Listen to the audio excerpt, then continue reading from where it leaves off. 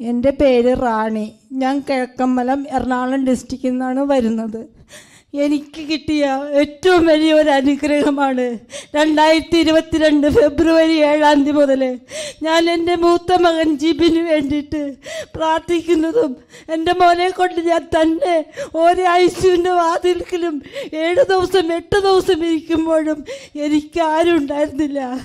എൻ്റെ ഈശോ മാത്രമേ എനിക്കുണ്ടായിരുന്നുള്ളൂ. ഓരോ ദിവസവും ഞാൻ പ്രാർത്ഥിക്കും, അതാവേ എൻ്റെ മോനെ എനിക്ക് തരേണ്ടതെന്ന്. വയറിളക്കും ഛർദിയുമായി ഞാൻ ആസ്പത്രിയിൽ ചെല്ലുമ്പോൾ ഡോക്ടർമാർ CT scan, MRI scan, endoscopy, colonoscopy എന്ന് വേണ്ട ഓരോ ടെസ്റ്റുകളും അവരെഴുതും.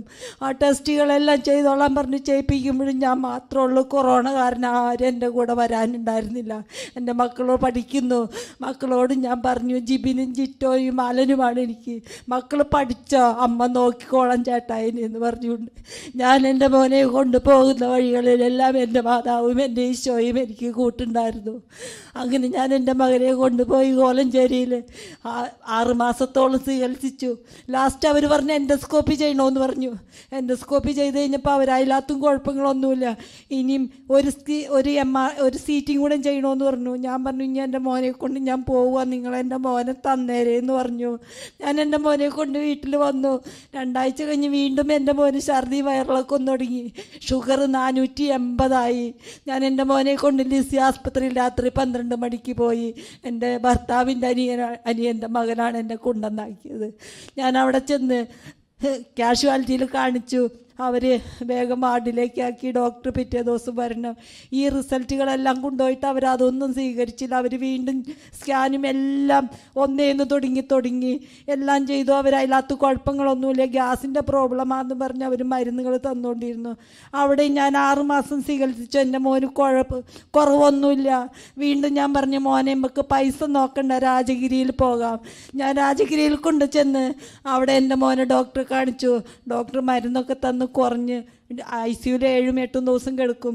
കുറഞ്ഞ് വീട്ടിൽ വരും. വീണ്ടും പിറ്റേ ദിവസം ഞാൻ എൻ്റെ മോനെ കൊണ്ട് രാജഗിരിയിൽ പോയി അവിടെ ചെന്ന് കഴിയുമ്പോൾ അവരിങ്ങനെ തന്നെ പറയുന്നത്. അപ്പം ഞാൻ ഇവിടെ വന്ന് കാനാട്ടച്ഛൻ്റെ അടുത്ത് പ്രാർത്ഥന സഹായം ചോദിച്ചു. പലപ്പോഴും ഞാൻ ഈ ലിസിയിലും കോലഞ്ചേരിയിലും ഒക്കെ വെച്ച് എൻ്റെ അച്ഛനെ ഞാൻ വിളിക്കും. അപ്പം അച്ഛനെ എനിക്ക് ദൈവം ഇറങ്ങി വന്ന് അനുഗ്രഹിക്കും. മകളെ നീ വിഷമിക്കണ്ട, ദൈവം നിന്നോട് കൂടെ ഉണ്ടെന്ന് പറയും. ആ ഒരു വാക്ക് കേൾക്കുമ്പോഴെൻ്റെ എല്ലാ വേദനകളും മാറും.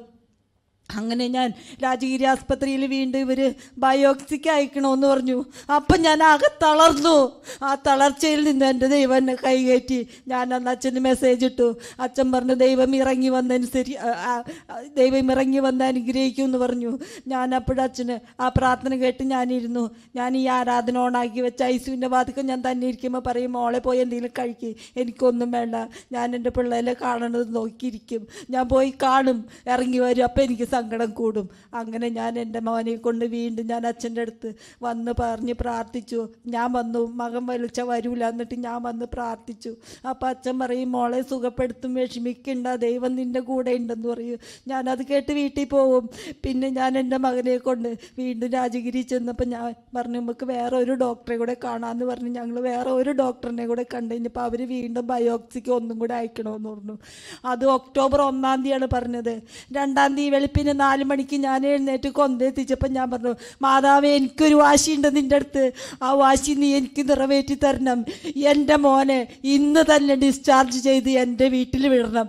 ഇനി മേലിൽ എൻ്റെ മോനെ ഇങ്ങോട്ട് കൊണ്ടുവരാൻ നീ അനുവദിക്കരുത്. നിൻ്റെ മോനാണ്, ആ മോനെ നിൻ്റെ നീലക്കാപ്പയുടെ ഉള്ളിൽ പൊതിഞ്ഞ് പിടിച്ച് നീ കാത്തുകൊള്ളണം എന്ന് പറഞ്ഞതിൽ പിന്നെ എൻ്റെ മോനെ കൊണ്ട് ഞാൻ ഇതേവരെ ആസ്പത്രി കിടക്കയിൽ പോയിട്ടില്ല. എൻ്റെ മോനെ എൻ്റെ വീട്ടിലെ കിടക്കയിലാണ് ഞാൻ നോക്കുന്നത്. നിങ്ങളെല്ലാം അന്ന് അത് കഴിഞ്ഞിട്ട് പിന്നെ ഞാനിപ്പോൾ മാസത്തിലൊരിക്കൽ ടെസ്റ്റുകൾക്ക് ക്രിയാറ്റിൻ 8.2 വന്നിരുന്നു.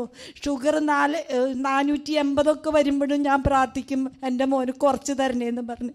അങ്ങനെ പ്രാർത്ഥിച്ചതിൻ്റെ ഫലമായിട്ട് ഇപ്പം എൻ്റെ മോൻ ഇടയ്ക്ക് മാസത്തിലൊക്കെ പോയി ടെസ്റ്റ് ചെയ്തൊക്കെ വരും. എൻ്റെ മോനൊരു കുഴപ്പമില്ല. ഇനി എൻ്റെ മോനൊരു ജോലിക്ക് പോകുവാനും ഒരു ഇൻ്റർവ്യൂവിന് ഇപ്പോൾ പോകുന്നുണ്ട്. 3 മാസം കഴിയുമ്പോൾ അവർ ജോലി കൊടുക്കാമെന്ന് പറഞ്ഞിട്ടുണ്ട്. അടുത്ത എവിടെയെങ്കിലും ഒരു ജോലി കിട്ടുവാനും നിങ്ങൾ പ്രാർത്ഥിക്കണേ. പിന്നെ എൻ്റെ രണ്ടാമത്തെ നിയോഗം എന്ന് പറയുന്നത്, എൻ്റെ അമ്മച്ചിയുടെ ചേച്ചിയുടെ മോന് ക്യാൻസറായിരുന്നു. ലിവറിലും കുടലിലും ലെൻസിലുമാണ് ക്യാൻസർ. അവന് നാട്ടിലേക്ക് വരാൻ പറ്റില്ല എന്നാണ് ഡോക്ടർമാരെല്ലാം പറഞ്ഞ് ജ്യൂസൊക്കെ കൊടുത്തരച്ച് കൂട്ടുകാരന്മാരാണ് നോക്കിക്കൊണ്ടിരുന്നത്. എന്നിട്ട് ഞാൻ ഇവിടെ അച്ഛനോട് വിളിച്ച് പറഞ്ഞു, മെസ്സേജ് ഇട്ട് എപ്പോൾ വിളിച്ചാലും അച്ഛൻ ഫോൺ എടുക്കുകയും മെസ്സേജിന് മറുപടി തരികയും ചെയ്തു എനിക്ക്. അങ്ങനെ ഞാൻ പ്രാർത്ഥിച്ചതിൻ്റെ ഫലമായിട്ടും നാട്ടിൽ വന്ന അപ്പനും അമ്മയ്ക്കും കാണാനുള്ള യോഗം തരണമെന്നാണ് ഞാൻ പ്രാർത്ഥിച്ചത്.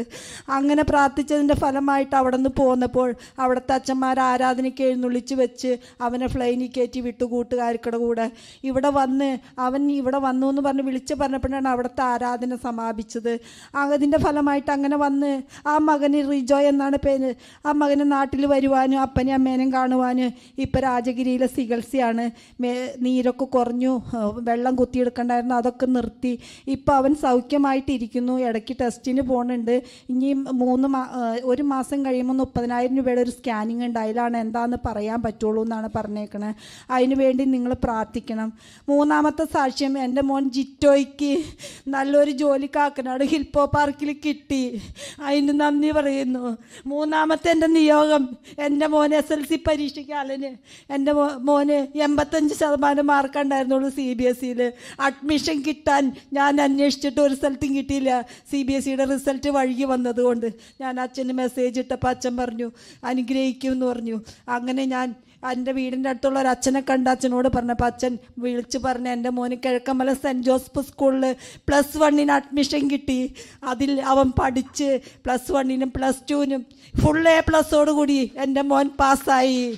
അതിനുള്ള അനുഗ്രഹം തരുന്നു. പിന്നെ ഈ മകൻ്റെ അച്ഛനെ കണ്ടിട്ട് പപ്പയെ കണ്ടിട്ടില്ല, ഈ മകനെ പപ്പയും കണ്ടിട്ടില്ല.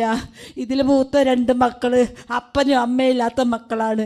അവർ ജിബിയും ജിറ്റോയും അവരെയും നോക്കി 93 വയസ്സായ ഒരു അമ്മയെയും നോക്കി ഞാൻ എൻ്റെ വീട്ടിൽ സുഖമായിട്ട് ജീവിക്കുന്നു. കിറ്റക്സ് കമ്പനിയിൽ ഞാൻ ജോലിക്ക് പോകുന്നു. 7:25 30 ഞാൻ ഇറങ്ങും എൻ്റെ വണ്ടി എടുക്കുമ്പോൾ മാതാവിനോട് പറയും, മാതാവേ ഞാനല്ല വണ്ടി ഓടിക്കുന്നത്, നീ എൻ്റെ വണ്ടി ഓടിച്ച് എന്നെ കൊണ്ടുപോയി ജോലി ചെയ്ത് തിരിച്ചു കൊണ്ടുവരണമെന്ന് പറഞ്ഞു.